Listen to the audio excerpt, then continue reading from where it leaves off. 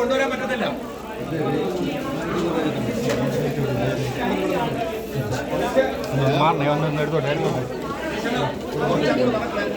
എന്തിനോ വേണ്ടി സർക്കാർ ഇപ്പോഴും എന്നെ വേട്ടയാടുന്നു. അതായത് ഞാൻ ഇന്ന് എൻ്റെ അപ്പനും അമ്മയ്ക്ക് 90 വയസ്സേ അപ്പനും അമ്മയാണ്. അവരുടെ വലിയൊരു ആഗ്രഹമായിരുന്നു എൻ്റെ കൂടെ 10 ദിവസം താമസിക്കുക. അപ്പനെല്ലാം ആരോഗ്യമില്ല. പക്ഷേ അമ്മയുടെ ആഗ്രഹം കാരണം ഞാൻ അവരെയും കൊണ്ട് 2 ദിവസം വീട്ടിൽ താമസിച്ച് പതിയെ വണ്ടി ഓടിച്ച് ഞാൻ ഇവിടെ എത്തി. വരുന്ന വഴിക്ക് തന്നെ എനിക്ക് സംശയം തോന്നിയിരുന്നു ആരോ എന്നെ പിന്തുടരുന്നെന്ന്. ഞാൻ അതിന് വേണ്ടിക്ക് ഇടയ്ക്ക് ഞാൻ ആയൂർ വന്നപ്പം ഒരു വഴി തിരിച്ചു പോയി. ഞാൻ ഒരിടത്ത് പോയി 1/2 മണിക്കൂർ റെസ്റ്റ് എടുക്കുകയാണെന്ന് പറഞ്ഞ് തിരിച്ചു വന്നു. അപ്പോൾ എൻ്റെ സംശയം സ്ഥിരീകരിച്ചു. കാരണം പിന്നാലെ ആ വണ്ടിയുടെ അംശം ഞാൻ കണ്ടു.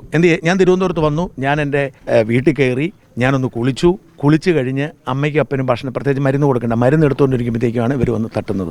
ഒരു സംഘം വന്നു, ഗുണ്ടകൾ കയറുന്ന പോലെ അകത്തോട്ട് കയറിയിട്ട് പറഞ്ഞു ഞങ്ങൾ ഒരു ക്രൈം നമ്പർ പറഞ്ഞു. ഈ ക്രൈം നമ്പറിലെ പ്രതിയാണ് നിങ്ങൾ, ഞങ്ങൾ അറസ്റ്റ് ചെയ്യാൻ വന്നാണ്, സഹകരിക്കണമെന്ന് പറഞ്ഞു. ഞാൻ ഉടുപ്പ് പോലും ഇട്ടിട്ടില്ല. അത് ഉടുപ്പൊന്നും സാരമില്ല, ഞങ്ങൾ ഉടുപ്പ് മേടിച്ചു തരാം. ഞാൻ പറഞ്ഞു എനിക്ക് ആരെങ്കിലും അറിയിക്കണം. അതൊന്നും പറ്റത്തില്ല. മൊബൈൽ ഫോണും അപ്പം തന്നെ മേടിച്ചു. എന്നോട് പറഞ്ഞു പറ്റത്തില്ല, സംസാരിക്കാൻ പറ്റത്തില്ല. എന്ന് എന്നെ കൂട്ടിക്കൊണ്ട് പോയി. വണ്ടിയിൽ കയറിയപ്പോൾ ഒരു ഷർട്ട്, ഒരു വലിയൊരു അടിപൊളി ഷർട്ടൊക്കെ മേടിച്ചു. ഞാൻ പറഞ്ഞു പറ്റത്തില്ല, എൻ്റെ ഷർട്ട് ഞാൻ ഇടുന്നത് ആ ഷർട്ടല്ല, നിങ്ങൾ മേടിക്കുന്ന ഷർട്ട് ഞാൻ ഇടത്തില്ല, എൻ്റെ ഷർട്ട് ഇടാൻ പറ്റുള്ളൂ എന്ന് പറഞ്ഞു.